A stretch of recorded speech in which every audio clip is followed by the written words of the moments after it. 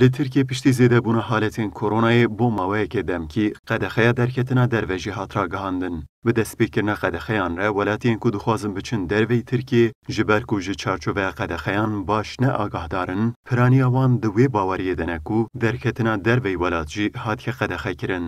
Li ser vê nediyariyê kompanyên veguhestinê yên berev Kurdistanê ve rêwiyan dibin, li ser vê mijarê ragihandin ku bo kesên ku dixwazin biçin Kurdistanê tu astengî nîne. Yek ji xwediyê van kompanyên veguhestinê İrem Bayram jî bal dikêşe li ser rewşa dawî û diyar dike taybet piştî vê pêla duyem ya Koronayê û qedexeyên nû hatûçûya li gel Herêma Kurdistanê gelekî daketiye.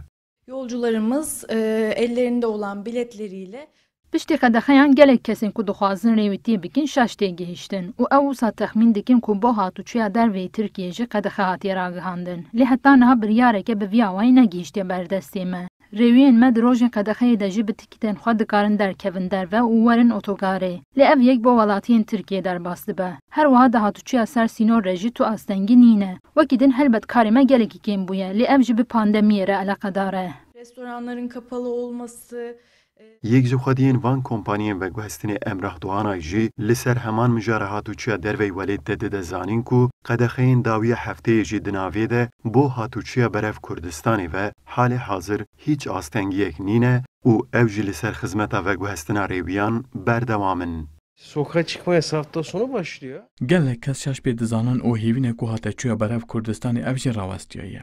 Lê beryareke bi vî awayî nîne. Her kesî ku bo hate çû tîkita xwe kirî, dikare bi awayekî serbest rêwîtiya xwe bike. û di demên qedexeyê de jî bi heman awayî dikarin, werin otogarê û berev Kurdistanê ve geştî bikin. İstebilirler. Zaten yabancı uyruklu vatandaş. Li gel xwediyên kompanyan, xebatkarên din yên vê kertê de dixebitin amaje dikin, taybet ji ber qedexeyên dawî rawestandina xizmeta kafe û restorantan, karîgeriyeke gelekî xirab li ser bazarê dike û ev yek jî bi vê nevê bi heman awayî karîgerî li ser karê wan jî dike, ji loma gelek ji van xebatkaran bi metirsiya ji derxistina kar re rûbirû ne.